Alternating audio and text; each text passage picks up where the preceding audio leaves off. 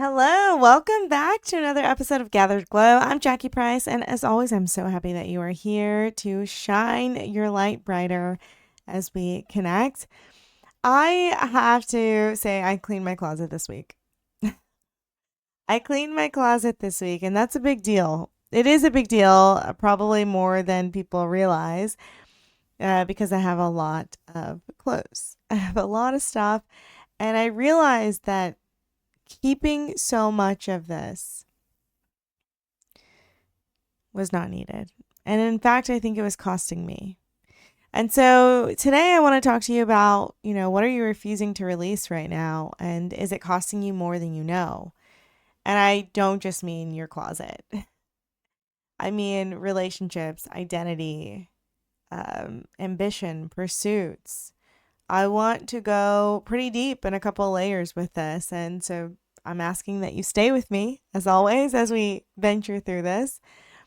Because I think that there's a principle that has always been known, right? I think in a lot of philosophies that we understand letting go is a part of the process, right? And nature shows us this. And fall and winter, we lose the leaves and we see them come back in spring and summer. And that there are seasons and it's important to release and to let go and to purge sometimes.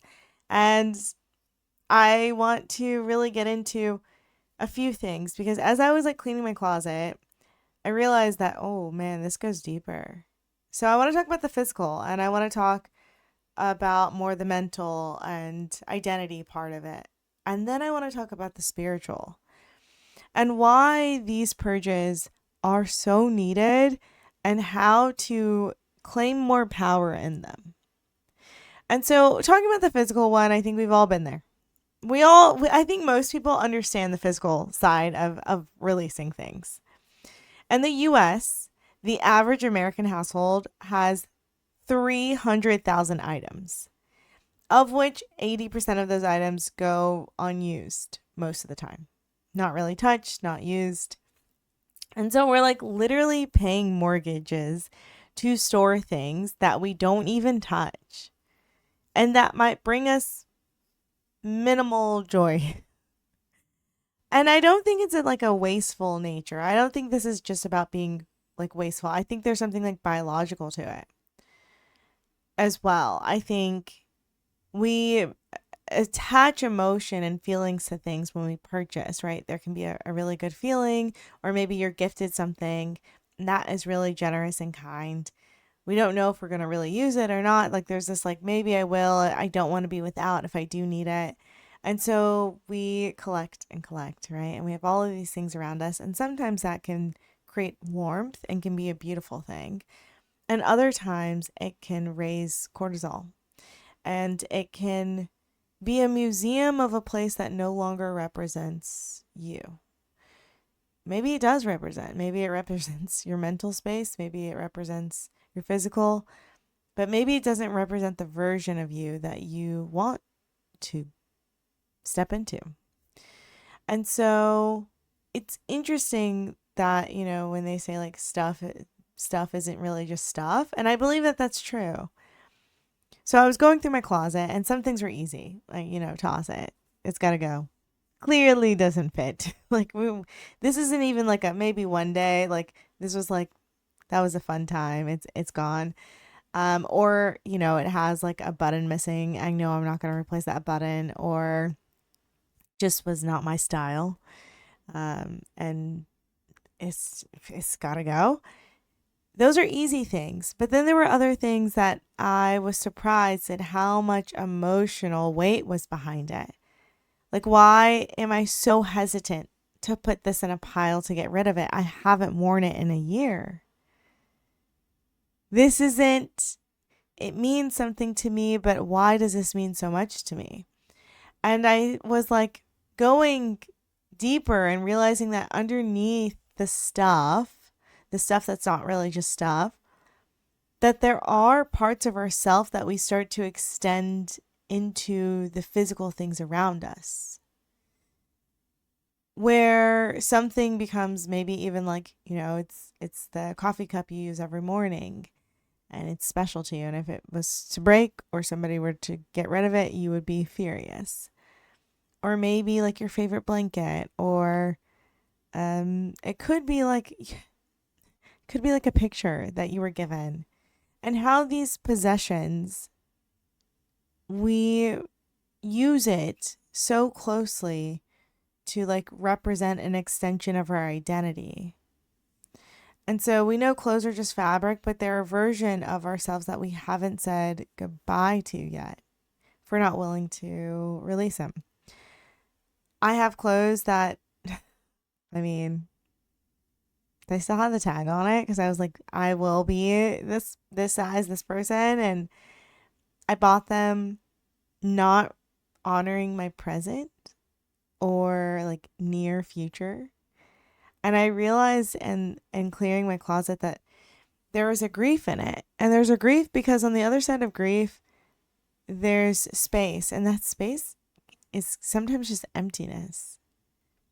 And that emptiness can be scary because it's uncertainty. It's like, okay, now that it's all gone, what is here? Who am I? What is the identity? What style do I have? But when you leave some empty space for a while, it creates an invitation. An invitation for something that feels more aligned, more connected, more on kind of target with who you are and who you want to be, not where you were. And so I'm going through my closet, right? I did really good. I did a really good job.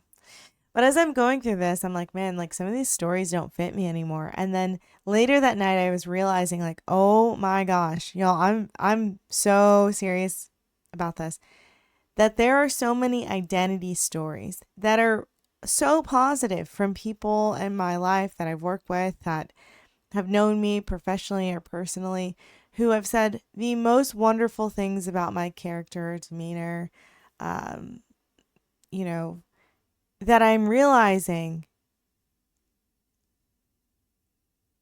I can't keep in my closet even though I like them a lot. I can't keep in my identity closet even though like those words are words that I hope people continue to say. But I cannot hold on to them because I know that in holding on to what somebody else wanted me to wear, told me to wear, if I get too caught up in that, I'm not going to wear what I want to wear. Then I'm thinking about dressing in a way that makes the people around me comfortable. And then you lose track of your own, I'm saying like fashion, and I mean this in like more of an inner identity. You lose track of what really made you happy, who you really wanted to be, what you wanted to wear. And some days it may be an outfit that they love and they're like, oh my gosh, yes, yes, yes. And other days it may look a little unique, a little different, something that is not their style, and it does not have to be. But if you don't decide to clear out the closet of what other people have given you in terms of like identity or the stories that you've written yourself, then you're going to continue to dress and perform in a way that is no longer the story you want to write or live or are meant to. And you can perform a version of yourself for years, for your family, for your industry, your city, your social media feed, and nobody will know that it stopped fitting you a long time ago. It is very rare that sometimes people outside of you can really sense it. Sometimes a few people very close to you might know based on what you share. And so I think like a couple questions just started really like, tackling my brain. And it was like, who told you what to wear? Who told you what you needed to have? Who told you that's who you are? Like the ambitious one, the strong one, the one who doesn't ask for help. Like, who told you? And does it still fit you? And do you still want it to fit you? Even the beautiful things, the harmonious one, the peacekeeper, the one who always shows up, those things are important. But if you realize that some days it's not necessarily the best outfit for you to wear, how comfortable are you? Do you have enough space in your closet to invite new in? To where maybe that like peacekeeper garment is blended with a garment that knows it's a little edgier, maintains its boundaries. I think the point of me like not wanting to lecture, right? Because I every episode I'm talking to you, I'm talking to me. I think the point of this is that we change. Change is needed, and what no longer serves us, I think you have to acknowledge that there will be a space, there will be a moment where you do have to either grieve or recognize that in getting rid of some things, inner things, outer things, material or inner, I'm kind of switching between both, that there may be some anxiety with that. That your brain might say there's a threat present. Something is new. What's wrong with the old wiring? This new wiring feels weird. And so you just have to realize that as you're doing this, as you're getting rid of things, whether it's physical, internally acknowledging it, one, you might be trying on something you've never worn before. That doesn't mean that it doesn't look good. It does not mean that it is not needed. It just might mean that you need to get a little comfortable on how to actually put that garment on if you've never worn something like that before. If you've never known how to fasten it on correctly or get the right size, or maybe it's out of balance, right? And you're like, I'm creating more boundaries, but you're like, okay, you also got rid of like the compassion and gratitude and everything else. Like balance this outfit out a little.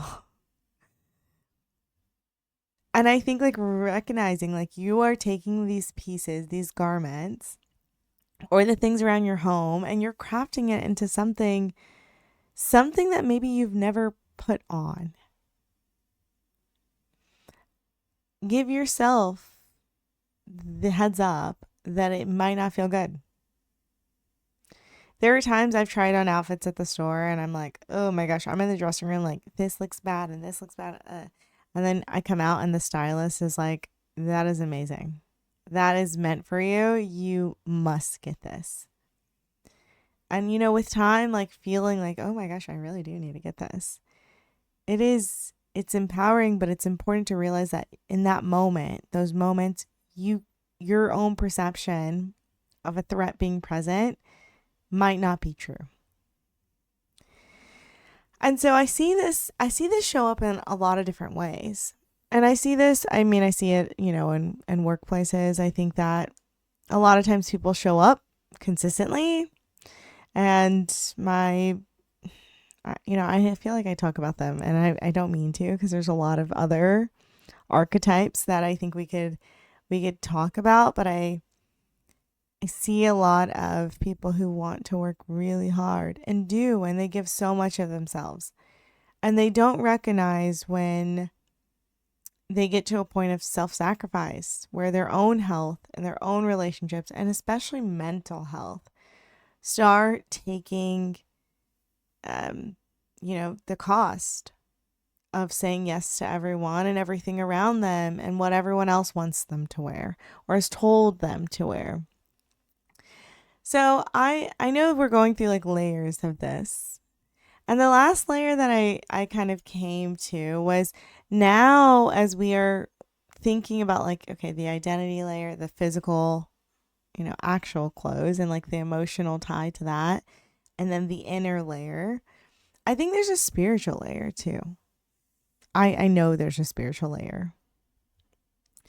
And I don't personally like using the word spiritual. I think I have to I don't know. I think I just have to right now. But for me, it's not a word that I feel like is ever needed, because I'm like, I think this is just an extension of like a human layer that we all experience. And I guess it's emphasizing more the spiritual side of us. You can call it many different things, but I think that through many traditions, many religions, you know, philosophers over time, they've all shared the importance of letting go, releasing. I think across the board, that's pretty unanimous. Like, I don't know if it is like there's really an argument to be had and like the significance. But I think what I've noticed is that there will be times where spiritually or like deep emotional things require you to let go too and to release it. And maybe there's like such a deep pain. This is just an example that maybe occurred to you, or a longing, and you've been holding on to it for so long. And you're afraid that maybe if you let it go, you'll forget it, or the love that held it there will be gone. And I mean, I'm going to share based on the theology I was like raised with and like language I use because of that, which is to lay your burdens down because you were never meant to carry them. You were meant to experience them. And once you have, I think, gently realizing that it is okay to let them go. And just like letting go of something physical, you don't forget it. The memory's not gone. But you're no longer holding the weight of it. And I think in letting go of that, you have a space where you can bring so many other things in. The love, the power, the gratitude, the goodness. And so sometimes it really is asking yourself, is there something that I realize, maybe a hardship, that is time that I've outgrown? I think there's conversations where I've talked to people and it's a pain of a loss, or maybe like a shame that they've let other people down, and it just is it doesn't serve them to carry, and they have to put it down when they're ready. But I think it's important to like go through the levels and to think about on a deeper level, what have I been carrying? And I will tell you, like, I asked myself this as I'm going through my closet, and I realized I was myself carrying some things, I think, on a spiritual level that I will share. I think I was carrying. I still have a lot of moments where I have deep insight and understanding, deep, extremely vast, and I still tone it down to make everyone around me more comfortable, because I think that they would be scared of everything I had to say. And I think that if I share my deepest, the truths that come up and through me that sometimes shock me as well, that people from, my career, my profession, my network would deem it as odd, or honestly, it doesn't always fit what I feel, what I know, what I experience. Doesn't always fit into an easy box of other people's belief systems. And I am like, I didn't choose for it not to. And I'm coming to my own terms and stepping into like new career fields, a new everything of what I have to let go. So I'm asking you to do these things alongside me. You're not alone in this. Whatever's coming up for you, maybe it's a lot, maybe it's a little. Maybe you're like, I got a small closet. Maybe you're like me and there's a lot of things. I'm telling you that you are not alone in any way. If you think that this feels weird, this feels odd, you're going through this. We are going through this together. And I do believe that there's two types of releasing. And there's two type of, like, you're like, I'm ready to purge something. You get to choose. There's the chosen one where it's like, this no longer belongs to me. Here you go. I'm getting rid of this. Even though that can feel heavy and hard. And we know there's anxiety, change fatigue sometimes with that. But like, you are choosing to walk, right? And the other is a forced one. And that one can be a harder hit when it happens because life forced you to. It said the job ended. It said the relationship ended. It said, we closed that door. I'm sorry, you're not able to walk into that one. This one's intended for you. You got pushed. And that can feel frustrating. That can feel a little bit harder. But I think both end up with you being lighter. You might be a little bit more tired from one, but you will be lighter. And so the deepest releases that we suffer or go through, or, I don't even say suffer, it can feel like suffering a little bit, but that we are allowed to experience through, even on like an identity or spiritual or physical level. I think that those are so important. And like the part of us that wants to white knuckle it and feel like, I'm going to hold on to everything. I got this. I'm going to keep it in. I hope you get to the point where you realize when you release control, you also have to both accept responsibility over, maybe something not going the way you want. But in the same vein, when you release it, you accept responsibility. You accept your power over your own life. There are things you cannot control. You don't have agency over everything. Well, that's more complicated, but I'm going to stick to the statement. But you do have so much power. And so, yes, you cannot control the weather. You're not going to go outside and say, no rain today. But you can control whether or not you have an umbrella. So if you start looking to ask yourself, what do I have? What do I want to wear? Who do I want to be? Those are the things that, as you release more and more, you feel freer, you feel bigger, you feel more powerful, and then you're going to have to go through the cycle again. Surprise. And so I'm going to leave you with a couple questions. And the first question is, what are you keeping physically that no longer represents a version of you? What are you physically keeping that represents a version of you that is gone?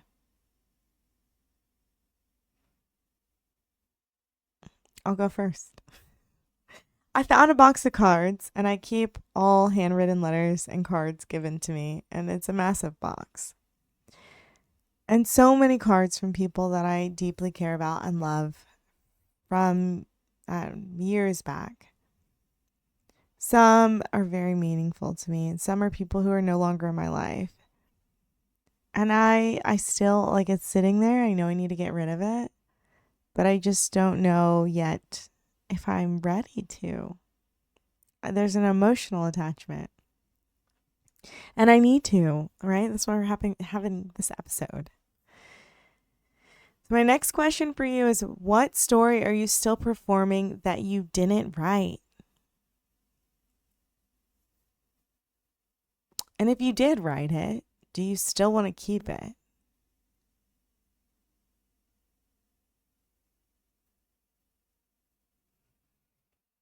And my third question, what are you gripping that was never yours to control?